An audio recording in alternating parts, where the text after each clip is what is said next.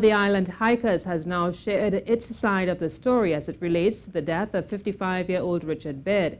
CNews contacted the group Mr. Baird was with on the hike, and they told Rishi Harrynanan their side of the story. Maria Russell from Island Hikers told us it rained on Saturday morning. However, the hike was to go on.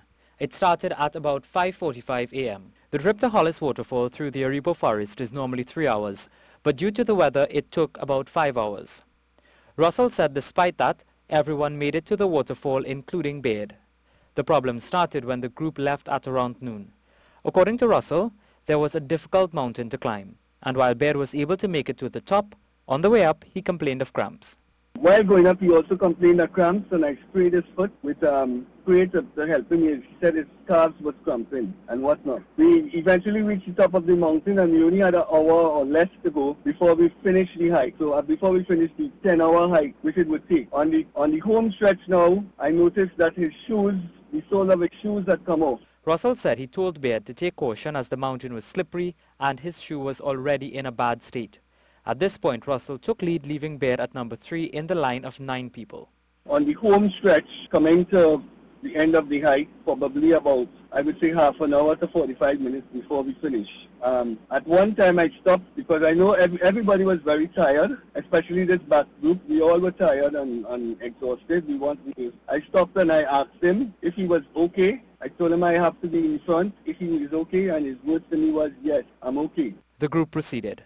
At the point where the incident happened, there was a landslide where they had picker on the ground, so his shoes was bad. So although I in front and other people is behind him, the way how the forest is, you can't really always see a person, or you may be a few meters from them, but the trail is winding. It's not like you're going through thick bush. You know, this is a created trail on the mountain ridge. It's not like a regular trail that you would see. While crossing, Russell said Baird may have slipped and went down the landslide and may have hit his head. What made it so difficult to find him is he walked away. He was able to get up and walk before collapsing. So he walked parallel to the trail and was able to collapse. So the people who coming behind him, although they were very close behind him, did not notice, like there were 6 people coming behind him, did not notice anything. Russell went on to explain, when the hike was completed and they realized Baird was missing, a search was launched. However, they were unable to find him.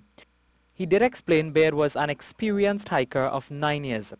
He further stated the advertisement for the hike gave all information, including the date, time, assembly point, and the hike was 9 unclassified, which means very challenging, only for experienced hikers accustomed to walking long trails.